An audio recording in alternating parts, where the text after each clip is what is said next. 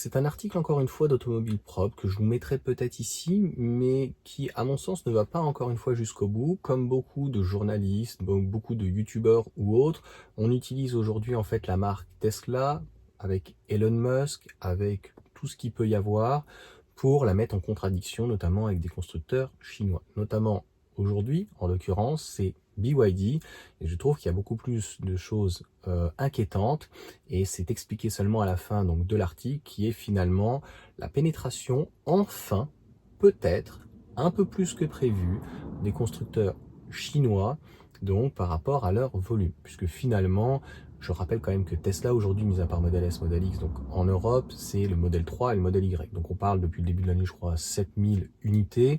Et BYD, on ne pourra pas comparer avec Tesla parce que BYD a voilà, une citadine, ils ont une compacte, donc l'Atto 2, ils ont l'Atto 3, ils ont la Seal U, Seal Lion, la Seal, enfin voilà, je dois en oublier encore quelques-unes. Ils ont aujourd'hui pratiquement 10 véhicules. C'est pareil pour MG. Donc on n'est pas du tout sur la même, entre guillemets, entreprise. Une chose simple, Tesla a son propre réseau de supercharge, donc de chargeurs, personne n'en a. Les constructeurs chinois s'appuient sur des réseaux donc nationaux ou internationaux, donc français, européens ou autres, qui sont déjà des distributeurs d'autres marques, donc historiques. Donc ça veut dire qu'encore une fois, c'est validé par les constructeurs donc historiques. Et voilà, les garanties, les assurances, enfin en tout cas les révisions, les entretiens, tout ce qu'on peut avoir est complètement différent. Donc la question qu'on devrait plutôt se poser, c'est comment des constructeurs donc historiques vont répondre à des marques qui finalement leur piquent des parts de marché, et sachant que il faut toujours pondérer tout ça. Autant peut-être dans le nord, Tesla fonctionne encore assez bien, et c'est plutôt les marques allemandes d'ailleurs qui fonctionnent assez bien. Dans le sud de l'Europe, si on met de côté en plus la France, eh bien finalement la voiture électrique ne représente rien, et finalement BYD ou même MG ou même d'autres constructeurs chinois ne représentent donc strictement rien. Donc la question, encore une fois, on n'a pas eu la réflexion avec aujourd'hui nos constructeurs historiques et l'Union européenne ou nos politiques. Finalement, qu'est-ce qu'on fait? Il est certain qu'on pourrait s'inquiéter si d'ici 10 ans, ou si maintenant en fait on passait au tout électrique, ou même jusqu'à 50%, mais comme je viens de vous l'expliquer, même s'il y a une belle pénétration du marché, ça reste très faible en termes de volume par rapport au nombre de véhicules qu'il y a.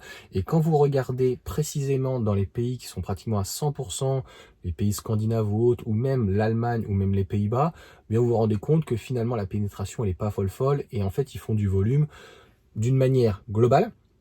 Et d'ailleurs ils ont une meilleure pénétration en Espagne, en Italie, que d'autres, avec des hybrides ou éventuellement hybrides rechargeables ou autres.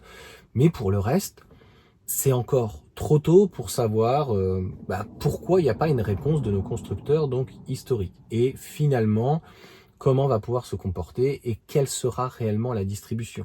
Parce que on ne met pas assez en face les choses, c'est-à-dire que d'un côté, vous avez des groupes comme Renault qui ont leurs propres concessions. Je vous ai dit Tesla par contre à 100%. Volkswagen peut avoir, mais c'est assez rare souvent, donc c'est des distributeurs indépendants avec des grosses sociétés, etc. Mais il y a une relation qui existe depuis des fois 10, 20, 30, 50, peut-être 70 ans. Donc au final, si vous voulez, le SAV, on ne s'inquiète pas plus. Aujourd'hui, on l'a bien vu avec MG, dès qu'il y a une pièce qui est tapée ou autre, elle coûte très cher, et oui, plus cher que des fois nos constructeurs historiques, alors que les pièces a priori viennent de Chine. Et de l'autre côté, la pièce n'est absolument pas disponible, et il n'y a même pas un stock éventuellement donc en Europe. Donc on parle de délai de 5, 6, 7, 8 mois. Donc quelqu'un qui achète et qui veut un véhicule que pour le prix, à un moment donné, il se posera les bonnes questions. Alors c'est vrai que tout ce qui est Xpeng G6, qui peut être MG ou MG4, sont d'ailleurs beaucoup moins chers donc en France et sont relativement compétitifs. Mais quand on est sur les petites citadines, je vous en ai parlé, donc un comparatif entre la R5 et la BYD. Quand la R5 arrivera avec une batterie LFP, et donc elle est à 28 000 en techno, et que donc si elle est entre 25 et 26 000 euros, et que de l'autre côté, on n'a plus la petite remise de 1000 euros jusqu'au mois de juin pour la Dolphin Surf, la petite citadine, pareil, qui fait 3,99 m, qui plus ou moins comparable, d'un côté 24 000, de l'autre 26, excuse-moi du peu, mais à 2-3 000 euros, je trouve que la R5 en termes de style, même technologique, Google Automotive, on est quand même chez Renault, on a un véhicule français, qu'est-ce qui va manquer? On y reviendra dans une autre vidéo quand même, et je vous spoil un peu le truc, c'est la garantie de 2 ans sur la totalité, même moteur, sauf batterie 8 ans, c'est peut-être un peu juste, donc ça serait bien d'avoir un entretien qui aille tous les ans, parce qu'en plus ils font rien dessus, l'entretien, mais bon, qui te fasse une garantie de 8 ans, et là je pense que la boucle est bouquée, avec une batterie LFP, un one pedal, etc. Donc Mel, cette petite Dolphin Surf, n'a pas. Donc concrètement, pour le moment, il est trop tôt. Je pense que les constructeurs historiques ont besoin des constructeurs chinois et surtout de la fabrication donc des batteries. On a des distributeurs aujourd'hui qui font du multimarque, des marques européennes, des marques américaines, mais aussi donc des marques aujourd'hui chinoises. Et à un moment donné, il y aura une réalité économique qui va se faire, c'est-à-dire pour ces distributeurs, par rapport au SAV, par rapport aux entretiens, par rapport aux préconisations, par rapport aux coûts, par rapport aux marges, par rapport en fait aux frais de mise en service qu'ils ont l'habitude de mettre et comment ça va se passer les rapports en fait avec les Chinois. Les constructeurs chinois et la mentalité chinoise est assez compliquée, ils sont très durs, à un point que je me suis déjà fait entendre plusieurs fois, c'est du mini-off, mais j'en dirai pas plus. Si ça ne leur plaît pas en fait, un distributeur à tel endroit, à telle ville, ou qui ne répond pas en fait au cahier des charges, ils t'arrêtent le contrat et puis ils repassent en face, tu vois. Donc ça aussi, ça a un impact, c'est-à-dire qu'ils vont pas pouvoir écumer toutes les succursales ou grosses enseignes de multimarques. Ils vont vite se lasser. Et vous pensez bien que ce type de même grosses enseignes de distribution multimarques ou autres, ça a un coût très important, c'est-à-dire qu'ils vont acheter des véhicules, ils vont jouer le jeu des constructeurs, vous avez bien vu, hein, il y a eu beaucoup donc d'immatriculation, mais en fait c'est du stock, et puis on va dire les essais, mais aussi de mobiliser du personnel, mais d'immobiliser aussi à la fois une partie financière, des investissements en fait de l'enseigne, de l'emplacement, etc., mais aussi d'immobiliser un endroit qui pourrait être, donc si c'est à l'intérieur ou à l'extérieur pour le stock, qui pourrait être pour autre chose. Donc eux, si tu veux, ils sont là pour gérer du stock. Il y a des vendeurs, il y a des secrétaires, il y a des comptables, etc. Rentrée, sortie. À partir du moment où, malgré toute la publicité qui est faite, je crois que, je sais plus là, j'ai vu BYD allait faire quoi, c'est eux qui font Cannes, c'est ça. On voit bien qu'ils ont une intention, ils arrosent, on voit qu'ils se développent, on voit qu'ils ont une volonté de se démarquer, de montrer qu'ils sont là.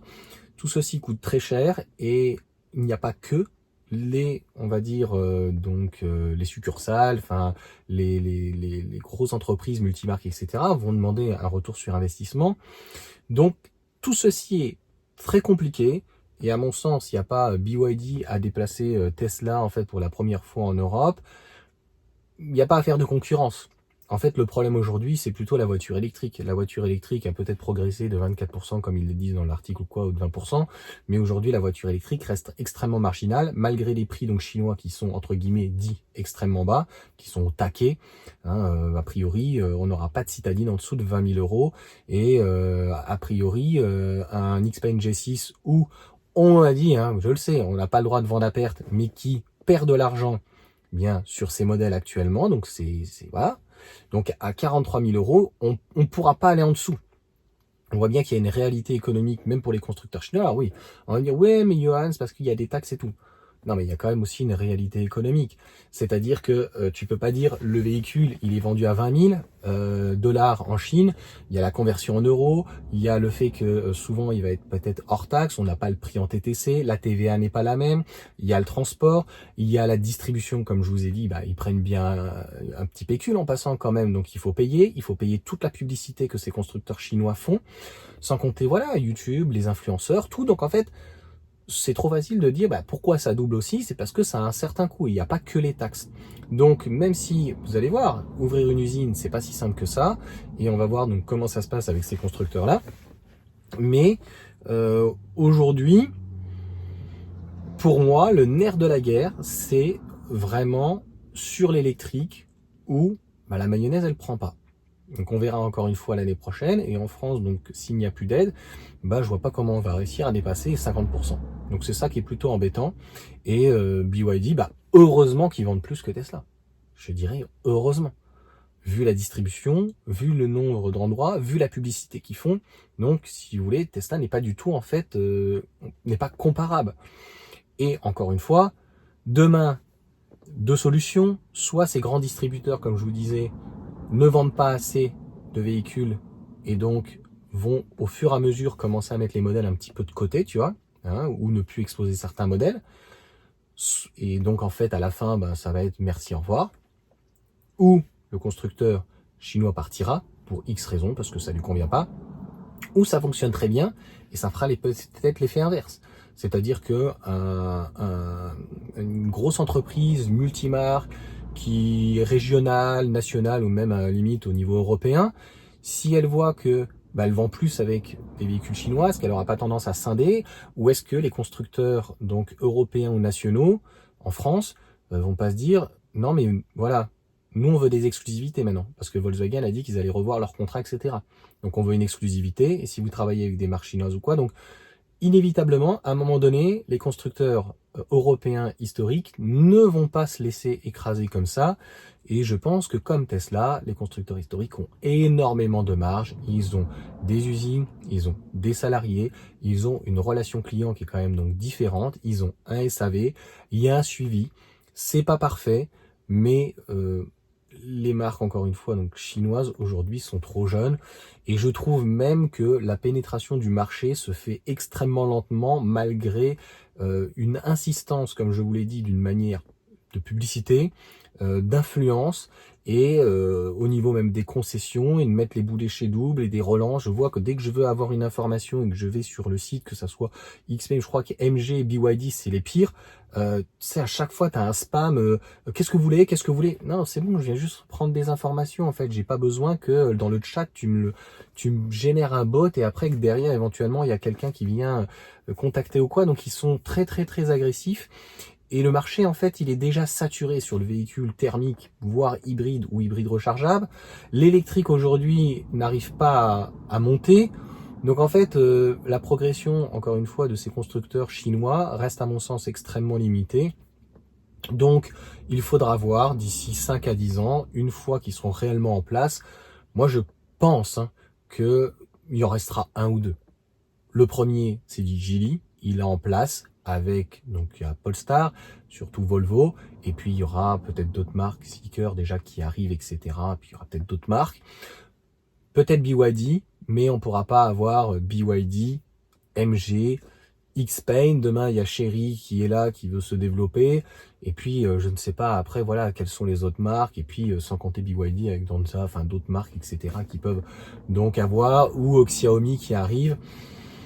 Obligatoirement, le marché va s'épurer d'une manière de toute façon naturelle. Donc je pense que comme sur le marché d'occasion, on devrait laisser donc le choix, et il faut que le client à un moment donné, aujourd'hui sur la voiture électrique, on a assez de choix, que ce soit un véhicule français, européen, chinois, de la batterie, NMC, LFP, qu'elle soit fabriquée éventuellement en Europe, en France. Donc en fait, on a un choix qui est assez important, et il n'y a pas besoin finalement de dire il y a une concurrence, il y a du choix, mais on va dire qu'aujourd'hui, le concurrent direct de la voiture électrique, c'est pas entre marques, mais c'est plutôt en fait la voiture électrique face à la voiture thermique.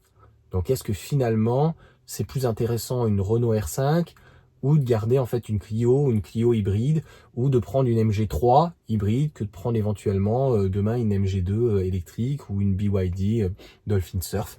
C'est ça en fait plutôt qu'il faut se poser, et a priori cette tendance est plus au thermique hybride que finalement au véhicule donc électrique. Voilà pour cette vidéo, réflexion.